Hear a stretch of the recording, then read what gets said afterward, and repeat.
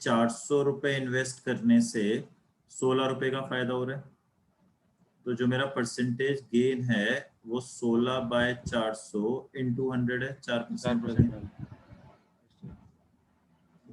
तो 100 की जरूरत तो पड़ेगी, तो मैंने डायरेक्ट लिख दिया, बट वो मतलब इजी रखो कैलकुलेशन समझाने के लिए, तो आई थिंक 100 की जरूरत पड़ेगी। सॉरी, हम बार बार वहीं आ रहे हैं और वापस जा रहे हैं। 10 to 15 में कोई सवाल पूछिए।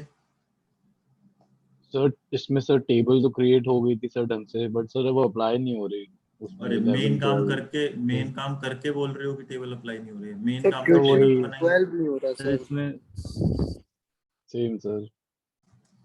चलो कोई नहीं, सबसे पहले तो मुझे टेबल बनवाओ सारे लोग। सर 10 आवर्स की इंफॉर्मेशन है। कुणाल सर बोलो। इसमें स्लोप का मेथड यूज कर सकते थे? ना स्ट्रेट लाइन नहीं है ना, अच्छा और ये नंबर्स हैं, इनकी मल्टीप्लिकेशन वगैरह से कुछ मिलेगा भी नहीं हमें। वहां तो हमें पता था ना कि स्पीड और टाइम गिवन है, मल्टीप्लिकेशन से आप डिस्टेंस निकाल सकते हो, या तो वैसा भी कुछ काम नहीं करना। ओके।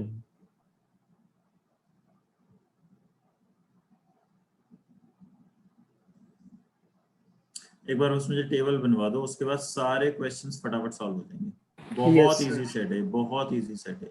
Yes sir. जॉइन में क्यूमुलेटिव नहीं करेंगे? एक सेकंड।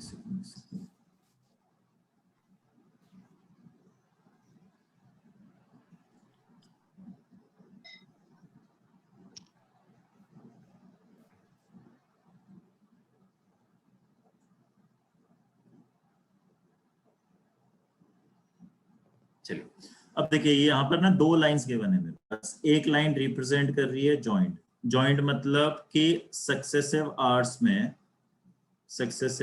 में कितने लोग ज्वाइन कर रहे हैं, और ऐसे ही कितने लोग हमें छोड़ के जा रहे हैं। और ध्यान रखिएगा, पब्लिक छोड़ के जा रही है जब उसको टिकट मिल जाता है। ठीक है, तो अब अगर हम ज्वाइनिंग वाला डेटा उठाएं, पहले ना ज्वाइनिंग वाली लाइन उठा लो और नंबर्स देख लेना, मैं गलत ना लिख दूं। ट्राइंगल वाली लाइन है, स्टार्टेड विद 25, फिर 30, फिर 45, फिर 25। एक बार देखते रहना प्लीज। फिर 45, फिर 50, फिर 55, फिर दोबारा 50, फिर 35 और फिर 55। नंबर्स ठीक है सारे? Yes sir. Yes sir. अच्छा, अब क्लियर्ड पे आ जाते हैं। क्लियर्ड शुरू हुआ 10 से, फिर 10 के बाद 35, फिर 30, फिर 35, फिर 30, फिर 35, फिर सर वो 50। 35 नहीं 40 है। 40 है सर, फोर्थ कॉलम 40 है सर। फोर्थ। फोर्थ में? Yes sir. अच्छा, फोर्थ में 40 है। बाकी सब ठीक है? Yes sir. 7 तक पहुंच गए हम 50 पे, फिर उसके बाद है 55, फिर उसके बाद है 65 और फिर उसके बाद है 35। क्या ये ठीक है? Yes sir. Yes sir. अब एक और बात मुझे बताइए, मेन चीज अब सुनिएगा। फर्स्ट आवर में 25 लोग आए और 10 लोगों को टिकट मिली। तो जब शुरुआत का 1 घंटा खत्म हुआ, जब इनिशियल 1 आवर ओवर हुआ, कैन वी से लाइन में अभी भी 15 लोग खड़े होंगे? Yes sir. तो अब सेकेंड आवर में टोटल 30 लोग आए। सेकेंड आवर में टोटल 30 लोगों ने हमें नया ज्वाइन किया। तो 30 लोग नया ज्वाइन कर रहे हैं, 15 लोग लाइन में पहले से खड़े हुए हैं। तो टोटल लाइन में ऑक्यूपेंसी कितनी होगी? 45। Yes sir. अब 45 में से अगर 35 लोग टिकट लेके चले गए, तो क्या लाइन में अब सिर्फ 10 लोग बचे होंगे? क्या इसी हिसाब से आप आगे बढ़ सकते हो? इसी हिसाब से आप आगे बढ़ सकते हो? चलो ठीक है, अब मैं अपने आप से कर रहा हूँ, आगे बढ़ते हैं फिर। तो ये 25 है, ये 10 है, ये 25 है, तो ये 40 है। एक बार ठीक से देख लेना सारे लोग। ये 35 है, सॉरी 45 है, ये 45 है, तो फिर ये 40 है, ये 10 है, तो ये 30 है। तो एट द एंड 30 लोग हमारे पास फाइनल बचेंगे। एट द एंड 30 लोग हमारे फाइनल रिमेनिंग है। This is the final remaining. ठीक है, चलो एक चीज और बता दो बस, टोटल ज्वाइनिंग कितने हैं? Total joining 415। 415। नहीं, यस सर, 415, और टोटल क्लियर्ड कितने हैं? 385। 385। अच्छा, एक और चीज फिर मुझे बताइए, in 10 hours clerk clears 385 people। तो therefore क्या मैं कह सकता हूं कि उसका hourly rate of working जो है, जो उसका hourly rate of working है वो 385 डिवाइडेड बाय 10 यानी 38.5 पीपल पर आवर है। क्या यहाँ तक सारे लोग ओके हैं? यहाँ तक सारे लोग ओके हैं? चलो फिर अब क्वेश्चंस पे आ रहा हूं मैं। Question number 10. At the end of which hour was the number of people in the queue the highest? किस आर के बाद सबसे ज्यादा लोग लाइन में बच रहे हैं? 7th आर के बाद 45। फोर्थ ऑप्शन हो जाएगा। Question 11.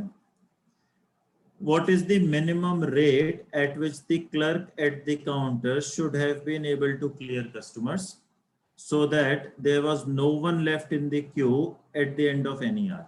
ये पूछता है कि क्लर्क को किस आर्ली रेट पे काम करना चाहिए कि कभी भी कोई भी बंदा लाइन में रिमेनिंग ना हो। अब ध्यान से सुनिएगा, इसका लॉजिक क्या है। चक्कर क्या है कि अगर क्लर्क का आर्ली रेट ऑफ वर्किंग लोगों के ज्वाइनिंग रेट से कम हुआ, अगर क्लर्क के काम करने का रेट लोगों के ज्वाइनिंग रेट से कम हुआ तो क्या हमेशा रिमेनिंग बचेंगे? पहले तो इस बात से एग्री कीजिए, हमेशा रिमेनिंग बचेंगे। Okay, so if the clerk starts working at the same rate as the people are joining, can we say सारे के सारे लोगों को वो क्लियर करता जाएगा। अगर वो लोगों के ज्वाइनिंग रेट के अकॉर्डिंगली अपना वर्किंग रेट कर ले तो सारे लोगों को क्लियर करता जाएगा। ठीक है, वो भी कौन सा वाला ज्वाइनिंग रेट? जब कम लोग आ रहे हों या जब ज्यादा लोग आ रहे हों? कैसा वाला ज्वाइनिंग रेट? मैक्सिमम वाला। अब बताइए सबसे ज्यादा लोग कितने ज्वाइन कर रहे हैं? 55। तो अगर वो अपना आर्ली रेट 55 कर ले तो क्या हम कह सकते हैं वो हर आर में लोगों को निपटाता जाएगा और कभी कोई रिमेनिंग नहीं बचेगा। क्वेश्चन नंबर 7 पल्ले पड़ा सबको? Question number 11, sorry, question number 11 पल्ले पड़ा सबको? ठीक है, अब आते हैं 12th पे। जी ये आई काम करते हैं, 12th करते हैं आखिरी में। 13th. If the clerk at the counter is late by 1.5 hours, 1.5 घंटा लेट है हमारा क्लर्क, बताइए फिर उसके पास कितनी देर बची काम करने के लिए? तो 8.5 घंटे। 8.5 घंटे, 8.5। तो क्वेश्चन पूछ रहा है कि उसको किस रेट पे काम करना चाहिए so that number of people at the closing time will still be the same. तो मुझे बताएं कितने लोगों को क्लियर करना है उसको? 385 लोगों को क्लियर करना है। Yes sir. और लो टाइम कितना है उसके पास? टाइम है उसके पास 8.5 घंटे का। डिवाइड कर दीजिए, आंसर आ जाएगा। कितना आ रहा है? 46 के आसपास आ रहा है। हम सर इसमें आपने ये अज्यूम किया कि उसने उसी रेट पे काम किया है, मतलब उसने किस रेट 385 पे? ही क्लियर, मतलब आपने 385 से इसलिए करा है क्योंकि वो at the end of the day 385 भी क्लियर कर रहा है 8.5 घंटे। हाँ जी बिल्कुल। ओके सर, सर एक 11th में भी डाउट था। Hold hold hold hold. 14th question. At what rate should the clerk clear customers so that he may be free for 2.5 hours? अब बताइए अगर वो 2.5 घंटे फ्री रहना चाहता है तो उसको काम कितनी देर करना है? 7.5 घंटे। अब हम क्या चाहते हैं कि लाइन में कोई भी ना बचे। अब बताइए अगर हम किसी को भी नहीं बचाना चाहते तो हमें कितने लोगों को क्लियर करना है? 415 लोगों को क्लियर करना है डिवाइडेड बाय 7.5, तो ये कुछ 56 के आसपास आ जाएगा। तो 56 हमारा आंसर हो जाएगा। Question number 15। क्वेश्चन नंबर 15 कहता है कि हम सिर्फ 2 टाइप के टिकट्स बेच रहे हैं, एक 30 रुपए वाले, एक 36 रुपए वाले। पहले 5 घंटे में इतना पैसा मिला, अगले 5 घंटे में हमें इतना पैसा मिला, तो बताइए हमने 30 रुपए वाले कितने टिकट्स बेचे। तो क्या करते हैं कि मान लेते हैं x is the number of ₹30 tickets and let us say y is the number of ₹36 tickets। तो बताइए क्या पहली इक्वेशन आपकी ये बननी चाहिए कि पूरे दिन में मिला के हमने 385 टिकट्स बेचे? क्या पहली इक्वेशन ये बननी चाहिए? और फिर दूसरी इक्वेशन क्या आपकी ये बननी चाहिए कि भाई जो हमें पैसा इकट्ठा हुआ है वो पैसा इकट्ठा हुआ है 12,780। 12,780 ये आपकी दूसरी इक्वेशन है। इन दोनों को सॉल्व करके आपको x की वैल्यू पूछिए क्वेश्चन में। ओके, 13, 14, 15 तीनों क्वेश्चंस क्लियर है सबको? अब 12th क्वेश्चन सुनिए। 12th क्वेश्चन कहता है, अब जो मेन गलती होती है ना वो यहीं पर होती है कि जो क्लर्क है वो 15 मिनट का ब्रेक ले रहा है इन एवरी 2 आवर्स। तो बताइए उसकी टोटल जो ब्रेक टाइम है वो कितना हुआ? टोटल ब्रेक टाइम, हाँ टोटल ब्रेक टाइम हुआ 5। टोटल ब्रेक टाइम हुआ 5 × 15 यानी 75 मिनट्स। 75 मिनट्स, ठीक है। 75 मिनट्स या फिर कह सकते हो 75/60 यानी 5/4 आवर्स। ओके, अब उसका आर्ली रेट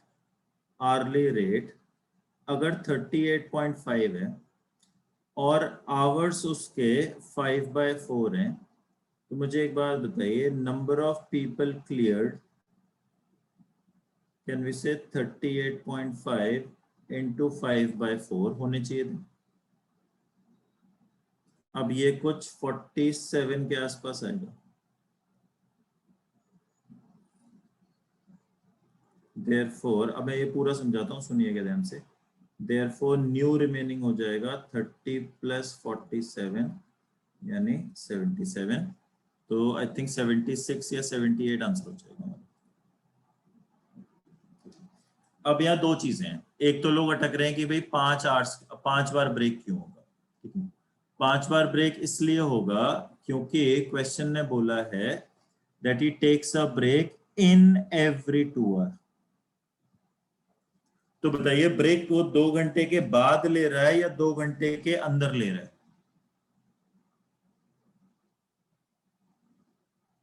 बोलिए, 2 घंटे के बाद ब्रेक ले रहा है या 2 घंटे के अंदर ब्रेक ले रहा है? ड्यूरिंग 2 आवर्स और आफ्टर 2 आवर्स? During 2 hours. तो अगर ड्यूरिंग 2 आवर्स है तो कैन वी से 5 बार ब्रेक बनता है उसका। तो ब्रेक 5 बार होगा, बात समझ आ गई है? यस सर, आप क्लियर है। दूसरी चीज, अगर आज वो इतनी देर का ब्रेक ले रहा है, अगर मान लीजिए ब्रेक नहीं लेता, तो अपने